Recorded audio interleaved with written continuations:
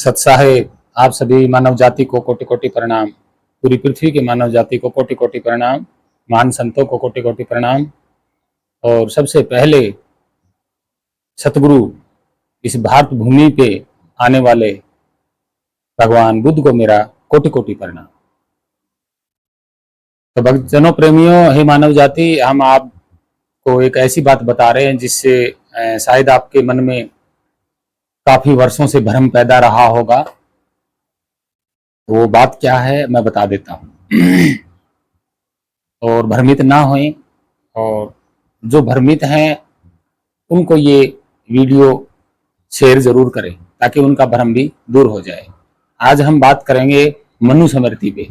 मनुस्मृति जो है आखिर क्या है, क्यों लिखी गई, किसने लिखी, ये हम बात कर रहे हैं। सबसे पहले तो हम मनु की बात करते हैं। मनु हमारे भारत का नहीं था, हमारे प्राचीन भारत का नहीं था, ये सत्य है। मनु जो शब्द है वो यहाँ का नहीं है। मनु यहूदियों का शब्द है और यहूदी जो थे वो राजनीति के खिलाड़ी थे। वो मानव जाति को कब्जे में करने के लिए अलग अलग वर्ग में बांटने का उनके पास ठोस तरीका था।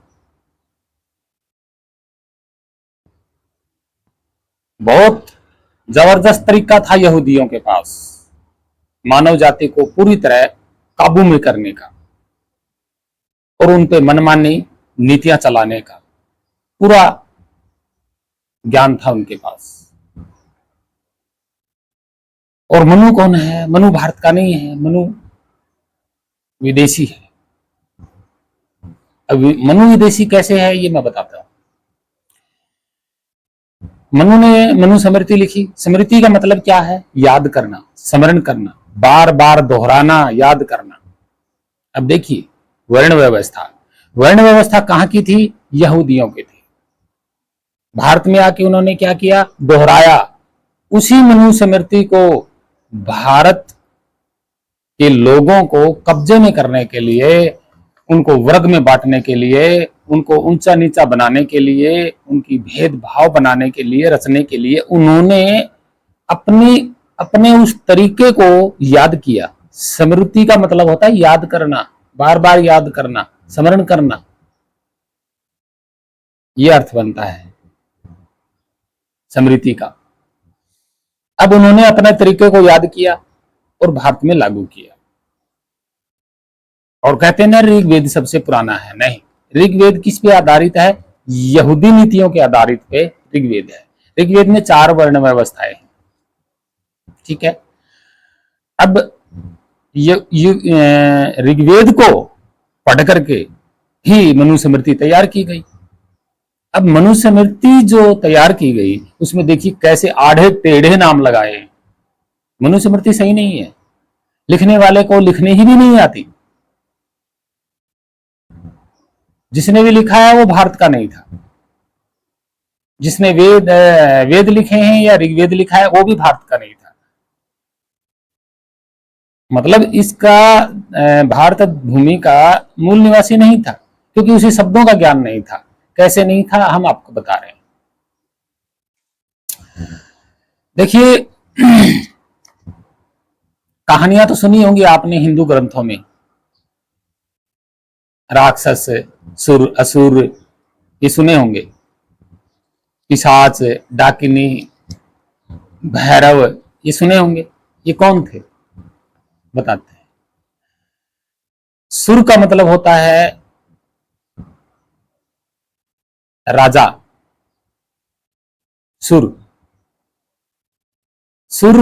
एक बहुत ही अच्छा नाम है और ये राजा का नाम है। याद रखना इस बात को। सुर हमारे मूल निवासी भारत का राजाओं का ही पुराना नाम है, सुर। असुर कौन होता था? असुर वो होता था जो राजाओं को राजा जो थे उनको राज्य करने का एक तरीका बताते थे, साधन बताते थे, कैसे प्रजा के साथ रहना है। विद्वान कहो, वो कौन था? असुर था। और यहाँ हिंदू देवी देवताओं के साथ जोड़ दिया गया कि सुर असुरों का नाश किया। किसने किया? विदेशियों ने नाश किया। क्योंकि विदेशियों की है मनुस्मृति, तो उन्होंने यहाँ देवी देवताओं की प्रथा चलाई थी। जिन्होंने भारत पे आक्रमण किया था वो आज यहाँ के देवी देवता बने हुए हैं। जो भारत के आक्रमणकारी, जो सबसे पहले जो मनुष्य आए थे, वो आज भारत के देवी देवता हैं। और जो भारत के देवी देवता हैं, उन्होंने क्या किया? सुर असुरों का नाश किया। कौन से सुर असुर? हमारे मूल निवासी भारत के राजा। उनको परास्त किया, उनसे लड़ाई लड़ी, उनके राज्य छीन लिए। और जो होते हैं राक्षस, कौन होता है? राक्षस किसी गंदे व्यक्ति का नाम नहीं है। अपभ्रंश, इन नामों को बदनाम किया किन्होंने? विदेशियों ने। और जो है राक्षस का मतलब जो है आदमी बुरा नहीं होता। राक्षस का मतलब होता है रक्षक। वो रक्षक का मतलब आप जानते ही हैं। और शूद्र कौन होता है? शूद्र, ये सूत से ही शूद्र हुआ था। सूत, शुद्ध, शुद्ध। दय शब्द हमारा बहुत प्रचलित प्राकृत भाषा का प्राचीन शब्द है। दय जो अक्षर है, दय बहुत प्राकृत शब्द है, प्राचीन। हमारे भारत में हर जगह दय का प्रयोग बहुत ज्यादा होता है। शुद्ध, बुद्ध, शुद्ध का मतलब अच्छा होता है। अरबी फारसी में जो है शुद्ध होता है, इनके चेंज हो जाते हैं, सुत हो जाता है, सुत। और सुत देखिए, अब तय अक्षर का कहाँ बढ़िया अच्छा उच्चारण भी होता है। सुत, शुद्ध। तो ये जो है विदेशियों ने अपभ्रंश किए थे, इनको, इन नामों को बदनाम किया था। अब आगे और चलते हैं। शुद्ध, शुद्ध तो शुद्ध से ही शूद्र हुआ। और शूद्र कोई जाति नहीं है। फिर क्या है? क्षत्रिय। अब ये क्षत्रिय जो था, ये क्या है? सबसे पहले तो देखो, पाखंडियों ने अपना ऊंचा नाम रखा, बर्मा से ब्राह्मण। ये ब्रह्म कौन था? ये ब्रह्म भी तो इस्लाम यहूदियों का ही है। अब्राहिम, ये जो है छोटा नाम जो ब्रह्म है, ये उन्हीं का नाम है। उन्होंने अपनी नीतियां चलाई, वहां की नीतियां यहां चलाई, तो यहां चलाई तो उनकी नीतियों में उनकी आज भी जो उनकी नीतियां हैं राज्य करने की, मनुष्य को काबू में करने की, वो यही है कि मनुष्य को वर्गों में बांटना। और मनुष्य को उन्होंने यहाँ वर्गों में बांटा। उन्होंने पैदा नहीं किए बर्मा मुख से, बाजू क्षत्रिय से, पेट से वैसे, और पैरों से शूद्र, नहीं, पैदा नहीं किए उन्होंने। उन्होंने अपनी नीति बनाई और उन्होंने मुख से कहा कि इतने लोग जो हैं ये रक्षक बनेंगे। तो यहां क्षत्रिय क्यों लगाया उन्होंने? भाई उनको पता नहीं था, उस उनके बर्मा को पता नहीं था कि भारत के लोग जो कार्य करते हैं उनको यहाँ पे किन किन शब्दों से पुकारा जाता है, उनको पता नहीं था। और उनको ये पता लग गया था कि इतने क्षेत्र में ये लोग रक्षा करते हैं। तब उन्होंने क्षेत्र और क्षत्रिय, क्षेत्र का ही नाम क्षत्रिय है। जिस क्षेत्र की रक्षा करने वाले होते हैं वो नाम क्षत्रिय होते हैं। तो ये कोई जाति नहीं है, क्षत्रिय कोई जाति नहीं है। आज भी भारत की सीमा पे न जाने कितने लोग भर्ती हैं, तो वो सारे के सारे कोई राजपूत थोड़े ही हैं। उनको क्षत्रिय कहा जाता था। हमारे भारत में क्षत्रिय शब्द नहीं था, हमारे भारत में रक्षक शब्द था। रक्षक, रक्षा करने वाला। क्षत्रिय और क्षेत्र हमारे भारत में नहीं थे। फिर उन्होंने एक वर्ग को बांटा वैश्य से। वैश्य का मतलब है पालन पोषण करने वाले, व्यापार से समाज को चलाने वाले, देश को चलाने वाले, व्यापार इधर से उधर धन कमाने वाले, वस्तुओं का आदान प्रदान करने वाले, यानी कि पेट से संबंधित भरण पोषण, पालन पोषण। और हमारे भारत में ऐसा होता था व्यापार। तो जो लोग व्यापार करते थे उनका नाम उन्होंने वैश्य रखा। अब जो वैश्य शब्द है ये हमारा नहीं है। आप उनकी भाषा में जाओगे, यहूदियों का एक प्राचीन शब्दावली है, उनकी शब्दावली में वैश्य, व्यापार करने वाले, ये अर्थ मिलता है। तो वैसे कोई जाति नहीं है। अब आती है शूद्र। शूद्र मैंने बता दिया आपको कि यहाँ के मूल निवासी भारत के दिल के ईमानदार, सच्चे और शुद्ध रूप में थे। शुद्ध, अरबी फारसी में ये शुद्ध हो जाता है। तब उनको पता नहीं था कि इन लोगों को क्या कहा जाए, क्योंकि भारत के कल्चर का जो मेन कल्चर था, संस्कृति थी, उस संस्कृति के बारे में उनको नहीं पता था। इसलिए उन्होंने उन शब्दों का गलत इस्तेमाल किया। शुद्ध थे लेकिन शूद्र कर दिए उन्होंने, तो उनको पता नहीं था शुद्ध शब्द किसको कहा जाता है। और फिर यहां भ्रम फैला दिया। अब मनुस्मृति में आइए, देखिए जातियां लिख दी मनुस्मृति में। जितनी भी जातियां हैं ये भारत के मूल निवासी हैं और ये कोई जातियां नहीं हैं। उन्होंने अपनी आंखों से देखा और वही उन्होंने आइडिया मार के लगा दिया। अब कैसे आइडिया मारा मैं बताता हूं। सबसे पहले हम आते हैं राजपूत पे। तो राजपूत कौन होते हैं, क्योंकि मनुस्मृति वालों को नहीं पता था, विदेशियों को नहीं पता था कि राजा के लड़के को क्या कहते हैं। तो जो राजा की औलाद होती थी, तो वो जो पुत्र होते थे उनको ही राजपूत कहा जाता है, यानी कि राजा के पुत्र राजपूत। पूत मानी औलाद। पूत शब्द और औलाद शब्द हमारे बहुत प्राचीन प्राकृत है। तो उन्होंने आइडिया उठाए कि राजा के लड़के को तो पुत्र, राजा का लड़का को पुत्र को तो राजपूत कहते हैं। राठौर। अब ये राठौर कौन है? अरे ये भी राजा के ही राजपूत हैं। जब इस्लाम वालों जो फर्स्ट में यहाँ पे जब आए थे आर्यन, उनको नहीं पता था कि राजा के जो स्थान होता है उसको ठोर बोलते हैं। ठोर मतलब स्थान, गढ़,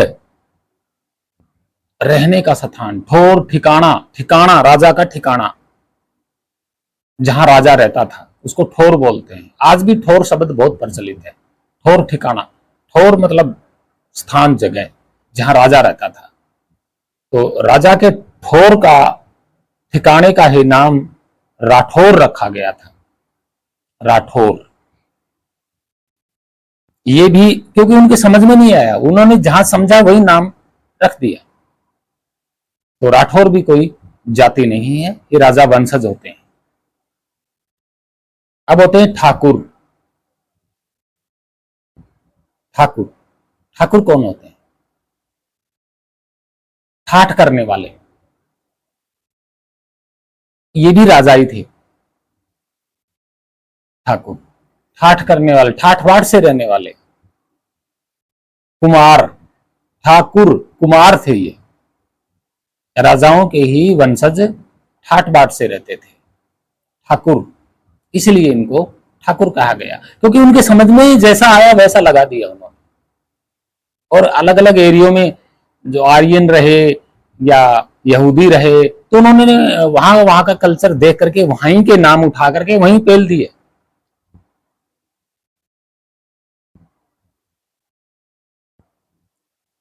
राजपूत भी राजा के पुत्रों को कहा जाता है, राठौर भी राजा के ही ठौर ठिकाने को कहा जाता है। ये जातियां नहीं है। ठाकुर भी ठाठ वाठ रहने वाले लोग, राजाओं के वंशज, उनको ठाकुर कहा जाता है। और जो है और भी होगा कोई एक आधा जो इन्हीं से रिलेटिव होगा, जैसे राजपूत, राणा, राणा भी राजा का वंश है, ये जाति नहीं है।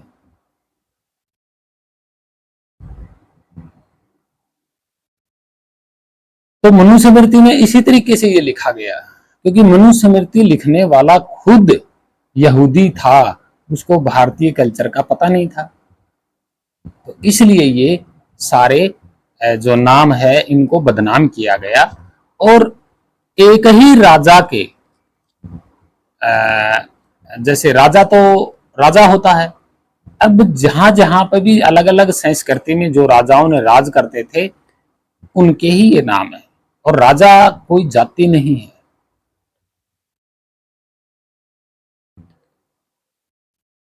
ये राजाओं के ही जो है नाम रख दिए उन्होंने, उन्होंने अपनी अपनी समझ से रख दिया। अब जैसे सिंधु नदी, सिंधु एक नदी है और सिंधु से हिंदू कह दिया उन्होंने, तो लेकिन उन्होंने हिंदू धर्म नहीं कहा, भाई उन्होंने तो हिंदू कह दिया सिंधु वासियों को, लेकिन उन्होंने तो नहीं कहा हिंदू धर्म, नहीं। और उन्होंने तो सिर्फ सिंधु को ही हिंदू कहा, यानी कि सिंधु नदी को ही हिंदू नदी बोलते थे वो, तो ये तो धर्म नहीं था। तो पाखंडियों ने ही बाद में इसका फायदा उठाया कि हिंदू को धर्म बना दो। तो ये कौन थे? ये भी भारत के मूल निवासी नहीं है, हिंदू धर्म बनाने वाले भी भारत के मूल निवासी नहीं है, ये भी विदेशी है। तो हे भक्तजनों प्रेमियों, हे भारत के मूल निवासियों, जरा शब्दों पे गौर कीजिएगा कि आखिर जो ये शब्द आज बदनाम हो रहे हैं, जो जातियों में बटे हुए हैं, आखिर ये शब्द आए कहां से? उनके तो थे नहीं। जिन्होंने वेद लिखे, शास्त्र लिखे, पुराण लिखे या मनुस्मृति जैसे लिखी, ये यहाँ के लोग नहीं थे। क्योंकि यहाँ के लोग होते तो पहली बात तो वह ऐसा ना लिखते, अगर लिखते भी तो यहाँ के मूल शब्द जरूर मिलते, और यहीं के मूल शब्द उठा उठा के उन्होंने अपने ग्रंथों में ठोक दिए, अपनी मर्जी से उनका अनुवाद कर दिया। अब देखिए संस्कृत में हमारा हिंदी का जो मतलब ओरिजिनल जो नाम है भारत का, वो है नदी, और इनका जो अर्थ बनता है वो है सरिता। अब देखिए सरिता और नदी, सरिता और नदी कोई मैचिंग करता है? नहीं करता, लेकिन इन्होंने बना लिया, बना लिया तो आज लोग मान रहे हैं, हालांकि ऐसा नहीं था। हमारे जो लोग शब्द हैं, उस एक शब्द से बहुत सारे नाम बनते हैं, यह हकीकत है, ये सत्य है, ये भारत की मूल पहचान है। कौन सी पहचान? पत्ता, पत्ता से पतझड़, क्योंकि पत्ते जड़ते हैं, पत्ता से ही पत्तल, एक थाली बनाते हैं ना पत्तों की, पत्तल, पत्ता पतला होता है, पतला होता है ना, तो पत्ते से ही पतला शब्द हुआ। हम किसी चीज को, पेज को बोल देते हैं ना, नोट को बोल देते हैं, नोट की सतह पतली होती है, ये कहां से उठा था? पत्ते से उठा था। तो इस तरह के जो शब्द है ना हमारे भारत के, एक शब्द से बहुत सारे शब्द निकलते हैं, और इनकी संस्कृत में नहीं निकलते, क्योंकि ये जानते ही नहीं थे। यह है सच्चाई भारत के मूल शब्दों की। तो हे मूल निवासी, हे भारतवासियों, जो आज लोग आप लोग जो खुद ही कह रहे हो कि सुर, असुर, राक्षस, तारकासुर, फलाना सुर, ढिमकासुर, ये सुर कौन थे? अरे ये हमारे बहुत ही अच्छे, हमारे भारत के मूल निवासी राजा थे। इनके नामों को बदनाम किया गया था।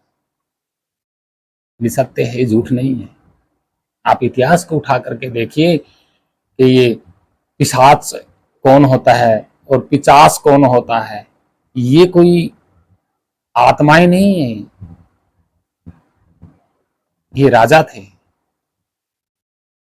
महान राजा थे, भारत के मूल निवासी। उनके नामों को बदनाम किया गया है, क्योंकि भारत में वर्ण व्यवस्था थी नहीं, ना थी जातियां, ना थी कुछ भी नहीं था।